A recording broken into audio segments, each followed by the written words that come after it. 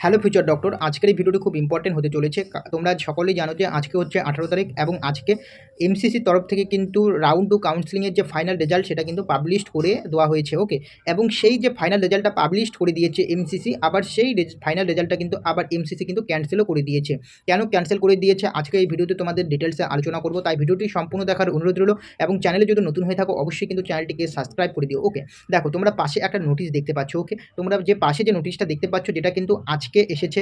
ওকে, অল্প আগে এই নোটিশটা এসেছে। ওকে, এবং এই নোটিশটা যদি তোমরা দেখো 18-25 নোটিশ, এবং এখানে লেখা রয়েছে যে এমসিসি, এখানে লেখা রয়েছে যে MCC of DGHS has received information from one of the government medical college that they have inadvertently submit twist the number of seat for round 2 of UG counseling 2025 then those actually available with them and those seat have not allowed in round two. অর্থাৎ round two কাউন্সিলিংয়ে তোমাদের যে final result, round two কাউন্সিলিংয়ের জন্য যে final রেজাল্টটা তোমাদের publish করে দেওয়া হয়েছে, সেখানে একটা গভর্নমেন্ট মেডিকেল কলেজ কী করেছে, দুবার কিন্তু সাবমিট করে দিয়েছে তাদের সিট নাম্বার যেটা রয়েছে, দুবার সাবমিট করে দিয়েছে।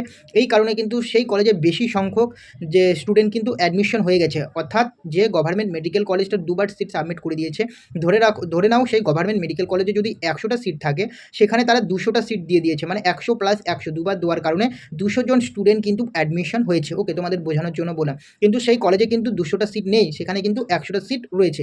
এই কারণে কিন্তু এই যে তোমাদের যে ফাইনাল যে রেজাল্টটা পাবলিশড করেছে এমসিসি, সেই ফাইনাল রেজাল্টটা কিন্তু আবার ক্যান্সেল করে দেওয়া হয়েছে। ওকে, তোমরা যদি নিচের দিকে দেখো তাহলে দেখতে পারবে the final result date 18/9/2025 is being withdraw for revision and the reporting has been put on held. Okay, তো এই ইনফরমেশন আপডেটটা কিন্তু তোমাদের দেওয়া ছিল যে এমসিসির যে ফাইনাল রেজাল্টটা আজকে পাবলিশ করলো, সেই ফাইনাল রেজাল্টটা কিন্তু আবার কিন্তু সে উইথড্র করে নিল, অর্থাৎ ক্যান্সেল করে দিল তাদের নিজের ভুলের কারণে। ওকে, তো এমসিসি কিন্তু বারবার এরকম ভুল করছে। ওকে, এবং যে মেডিকেল কলেজ তারা ভুল করছে, এবং তারা একবার ভালো করে চেক করে কিন্তু পাবলিশ করে দিতে পারতো। ওকে, ফাইনাল রেজাল্টটা তো এখন এটা পাবলিশ করে দেওয়ার পর যে স্টুডেন্টগুলো সেই গভর্নমেন্ট মেডিকেল কলেজের চান্স পেয়েছে, যেটা ফাইনাল রেজাল্টে দেখাচ্ছে, এখন সেখান থেকে কিছু স্টুডেন্ট কিন্তু বাতিল হয়ে যাবে।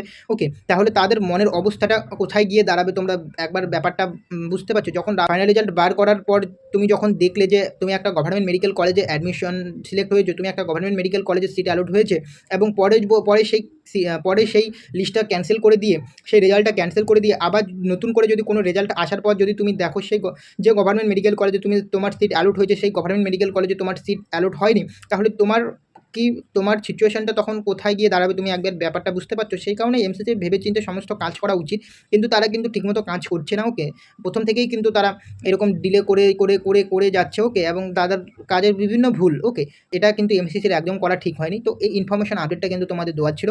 আশা করি তোমাদের ভিডিওটি ভালো লেগেছে। যদি ভিডিওটি ভালো লাগে অবশ্যই চ্যানেলটিকে সাবস্ক্রাইব করবে। দেখা হচ্ছে পরের ভিডিওতে।